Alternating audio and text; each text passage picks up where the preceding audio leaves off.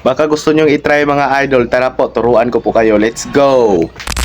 So may dalawang clip po tayong gagawin dito. Unang clip natin, ganyan lang po, mag-power kayo tapos mag-snap kayo ng fingers ha, bali dalawang beses.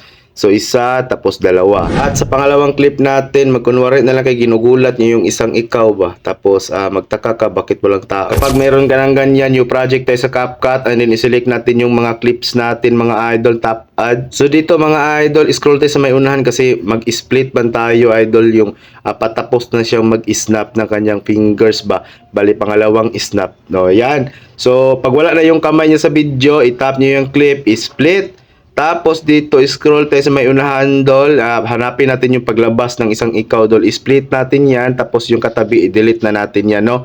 Tapos, scroll tayo and then itap niyo yung clip. Pag namuti na po, overlay natin. Tapos hatakin natin doon sa may unahan. Ipantay natin ba? So dito mga idol, hanap tayo ng tsimpo ng pagtalon mo. Mag-freeze tayo dyan. Kapag nakita na, itap yung naka-overlay. Tapos i-freeze natin yan, dol. Matic, dol. 3 second na yan na hindi gagalaw na picture, no? Tapos yung katabi niya po sa right, itago muna natin kasi mamaya gagamitin natin yan. Dito muna tayo mag-focus sa una, dol, no? Itap niyo yan kapag namuti na, dol.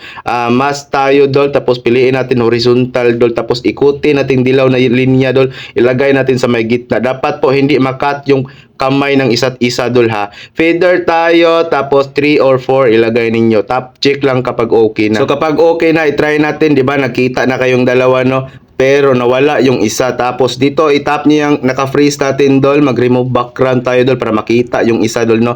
Auto removal lang po kapag naka-free version kayo. Tap check kapag okay na. So dito i-try ulit natin kung makita na ba kayong dalawa talaga. O ayan, okay na, dol, no. Nakita na sila. So dito, dol, focus kayo, dol, ha. Move tayo sa may unahan, dol. Kapag naka-snap na siya, dol, dyan, yung first snap niya, itap niyo yung clip tapos i-split natin, dol. Wag niyo i-delete, mag-markings lang tayo, dol, para hindi tayo malito mamaya, dol. So i-drag niyo lang yung naka-freeze natin, yung na-remove background, and then itap niyo yan, i-duplicate natin yan, dol. O bali dalawang duplicate, sa akin kasi tatlo. So pwede na yan, dalawa lang, hatiin lang natin yung katawan niya ba, no, para hindi tayo mahirapan. So dito mga idol, itaas natin siya, idugtong natin siya sa isa.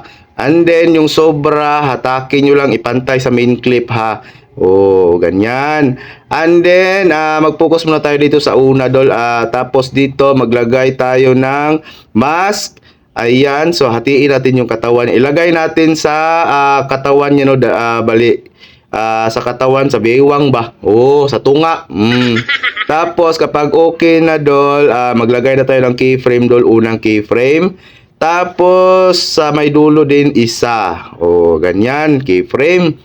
And then dito, dol, ha, lagyan natin ng maraming keyframe pero galawin nyo na yung kaputol ninyo, dol, ha. Kayo na bahala, dol, kung saan nyo ilagay, dol. Basta magalaw nyo yan, dol, automatic by red diamond na sa baba, pwede na hindi maglagay. Galawin nyo na lang yan, dol, no. O kayo na bahala, oy, kung saan nyo ilagay, ipwesto, ibalibag ba ninyo na, i-adto ba ninyo na og Mars, o anak lang, o di ba?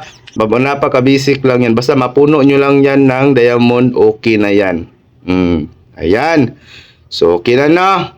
So, dito, ganito ni maging hitsura niya, dolo. Ano, parang naning-aning ba? So, dito, hatakin nyo na yung pangalawang na-freeze natin, dol.